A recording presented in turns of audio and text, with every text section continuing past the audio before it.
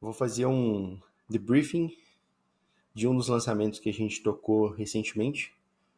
Esse lançamento eu que toco, basicamente, todo o processo junto com a equipe dessa empresa.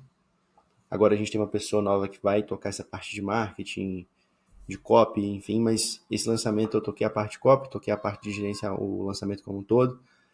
E a gente tinha algumas pessoas na equipe como gestor de tráfego, designer, web designer, suporte, social media e os experts para tocar todo esse processo. Eu também ajudei um pouco na parte da infra. Eu não sou especialista em nenhuma dessas coisas, mas eu tenho uma noção de como que essas coisas funcionam, então eu consigo tocar de uma forma minimamente organizada e eficiente. Mas o resumo da história é que eu quero tocar aqui alguns pontos que eu coloquei no próprio debriefing desse lançamento.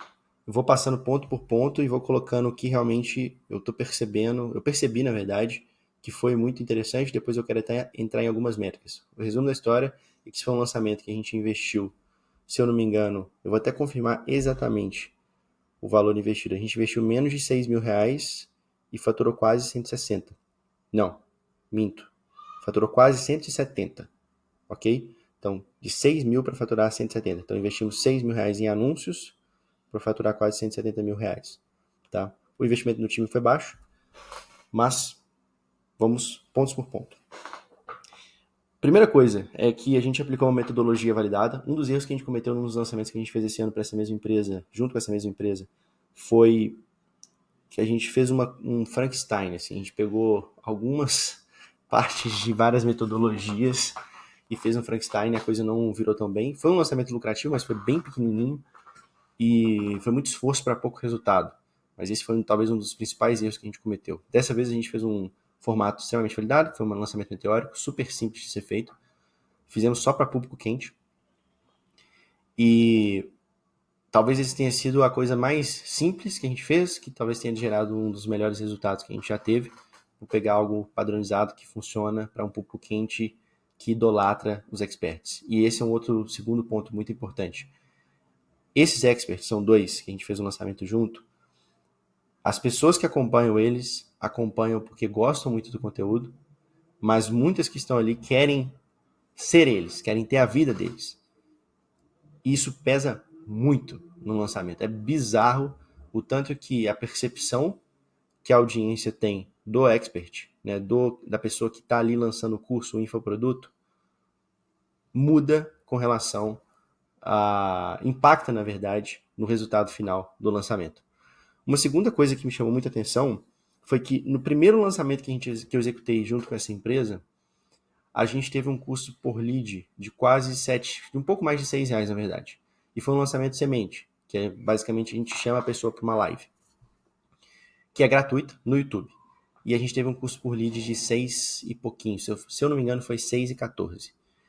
Nesse lançamento, que a gente chamou as pessoas para uma oferta, então desde o momento que a gente fez o anúncio na página de captação de lead, era uma oferta para a pessoa entrar no grupo VIP para comprar o produto. Então, desde o momento inicial, a gente revelou que a gente estava lançando um produto. No lançamento anterior que a gente tinha feito, a gente não fez isso. A gente convidou uma pessoa para uma live de conteúdo e depois a gente fez o pitch no final da live. Então, a gente fez um convite, né, no primeiro lançamento para algo gratuito. E o lead custou 6,14. Nesse, a gente fez o lançamento para entrar para o grupo VIP de um outro produto para receber uma oferta específica, uma oferta especial, uma oferta com desconto. E a gente conseguiu um lead de R$ 3,44. Então foi um lead muito mais barato. Isso me surpreendeu muito, assim, porque eu estava imaginando que a gente ia pagar muito mais caro nesse lead. E um dos motivos principais para a gente ter conseguido pagar bem menos é que esse produto ele tem uma ressonância, né? Ele ressoa muito mais, na verdade. Não sei nem se ressonância é certa, né? Mas enfim. Ele ressoa muito mais, na verdade, com a audiência do que o produto anterior. O infoproduto anterior. Então, esse talvez seja um dos pontos mais importantes que a gente reparou assim, cara. E tem várias coisas que eu vou falar aqui ainda que mostram o tanto que esse produto é apelativo para essa galera. Então, o custo foi bem mais baixo, o que me surpreendeu bastante também. Um terceiro ponto, que é uma coisa muito mais técnica, mas é algo muito importante que eu aprendi vendo um debriefing do Marcos Paulo. O Marcos Paulo, para quem não sabe, é o cara que lança o Pablo Marçal. Enfim, tire suas crenças de lado, só escuta o importante realmente tem sentido aqui para qualquer lançamento. Mas uma das coisas que o Marcos falou, ele falou assim, cara,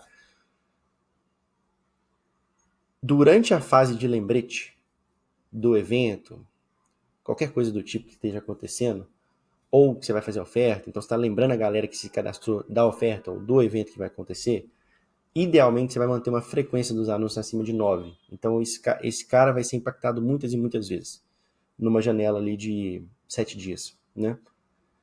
Nesse lançamento de agora, no lançamento anterior, na verdade, a gente não conseguiu fazer isso porque não foi um ponto de atenção. A frequência ficou na casa de uns 4, eu acredito, se eu não me lembro. Errado.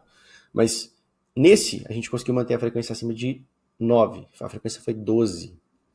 Que foi bem legal porque a gente realmente fez a galera lembrar do dia, da hora que realmente a gente estava abrindo o carrinho. Então, assim, teve um boom. Inclusive, na história dessa empresa, foi o maior lançamento que a gente fez a nível de tempo. Então, foi o maior faturamento versus tempo. Então, eles já tinham faturado um pouquinho mais em outros lançamentos, mas deixaram o carrinho aberto muito mais tempo. Nesse, a gente fez 170 mil em 2 dias de carrinho aberto só, sendo que 140 ou mais um pouquinho foi feito num dia só. Outro ponto importante, conversão em relação à lista do lançamento. Cara, isso é bizarro. Até onde eu sei, a conversão média de um meteórico, dependendo do tamanho, mas não lançamentos tão grandes, até porque em lançamentos muito grandes a galera geralmente não faz meteórico, mas é de 10%, média de mercado. Posso estar errado em relação a esse número, mas eu acredito que é isso. Do meteórico. Esse lançamento a gente tem uma conversão de 18% em cima da lista, o que é bem bizarro. É isso esperado, porque os lançamentos que a gente já fez, cara, eles convertem muito, esses experts convertem muito. Então eu até brinco com a galera que, tipo assim, cara, a diferença de fazer um lançamento com esses caras, né, com essa empresa, é que vai vender de todo jeito. Se a gente fizer um trabalho mais bem feito, nós vamos vender muito mais. Mas eles vão vender muito de toda forma. Então, qualquer coisa que a gente colocar para vender, eles vão vender, porque eles são muito bons na produção de conteúdo, eles conseguem conectar muito bem com a audiência, eles sabem muito bem as dores da audiência, eles são pessoas interessantes de acompanhar. Então, tem várias coisas que facilitam muito o processo de lançar esses experts. Inclusive, se algum dia a gente for tocar lançamento com algum outro tipo de cliente, alguma outra marca, alguma outra empresa, o expert vai ser a primeira coisa que eu vou olhar. Qual que é o relacionamento que esse cara tem com a audiência dele. Enfim. Outro ponto importante, média de parcelas que a galera fez na hora de pagar, né? Então foi de 5,5 vezes, o que mostra que a gente tem espaço para aumentar o preço. Se a gente tivesse, por exemplo, uma média de 12 vezes, já seria o limite, por exemplo. Então a gente estaria provavelmente no limite do preço, ou talvez até um pouco, se a gente talvez tivesse um pouco mais baixo, a gente venderia mais e compensaria no final das contas. Não é o caso aqui. Outra coisa que chamou, obviamente, muita atenção foi o ROAS. Né? O ROAS do lançamento anterior que a gente tinha feito tinha sido, se eu não me engano, de 14, eu acho. Nesse o ROAS foi, acho que 28. Deixa eu fazer uma conta rápida aqui. Faturou 169 dividido por 6, mais ou menos, né? 28. Um pouco mais de 28, na verdade. O que é bem bizarro. Uma outra coisa que foi bizarra foi o CAC dos anúncios, diretamente dos anúncios que rodaram no dia do lançamento aberto. As vendas vindas dos anúncios que a gente rodou no último dia, do lançamento anterior, tiveram um custo de mais ou menos R$140. Desse, teve um custo de R$11, cara. R$11. R$11, velho. Tipo assim, isso é bizarro. R$11. Tipo assim, menos de 10% do custo do anterior. Então, todos esses elementos que foram... eu fui percebendo, né, depois que a gente foi fazer o debriefing, foram muito chocantes para mim, e eu acho que talvez um dos principais pontos para isso ter acontecido foi, de fato, o produto, que ressoa muito mais com a audiência, e a metodologia usada para fazer o lançamento em si. Enfim, então, acredito que de pontos principais que mais me chamaram a atenção de forma positiva foram esses. Então, a gente teve um custo por lead mais baixo, um retorno muito mais agressivo, fizemos um investimento mais baixo, usamos um outro tipo de metodologia, a conversão da lista foi bizarramente alta. A gente conseguiu fazer nessa parte de lembrete, que é muito importante, com uma frequência bastante alta também, para fazer a galera realmente estar ali no dia do lançamento, sabendo tudo que está acontecendo, porque muita gente se inscreve no lançamento, esquece que vai ter o evento, esquece que vai ter abertura, esquece tudo. Por mais que o cara tá no e-mail, tá no WhatsApp, tá no anúncio, tem que ser muito insistente mesmo, com vários canais para cercar a pessoa. E a gente teve também, de conversão de página, números muito bons.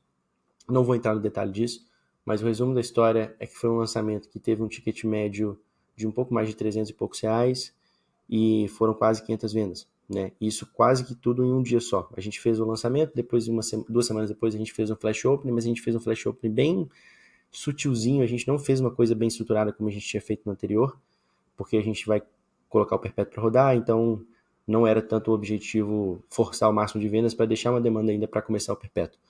Mas, no geral, foi um lançamento muito, muito bom. Resumo da história, porque eu acho que é o ponto mais importante de tudo.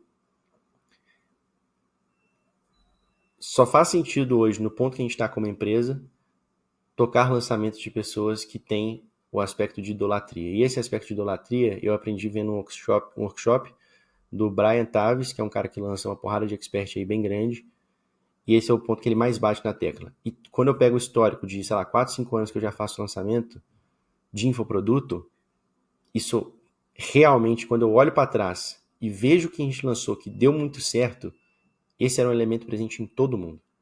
Todo mundo que deu muito certo. E isso faz tudo ficar muito mais fácil. É muito mais fácil fazer um lançamento quando o expert tem não só autoridade com a audiência dele, mas essa idolatria. As pessoas querem ser o expert, as pessoas admiram a vida desse expert, as pessoas querem viver uma vida parecida. As pessoas literalmente querem ser aquilo ali, né? Então, é bizarro o impacto disso.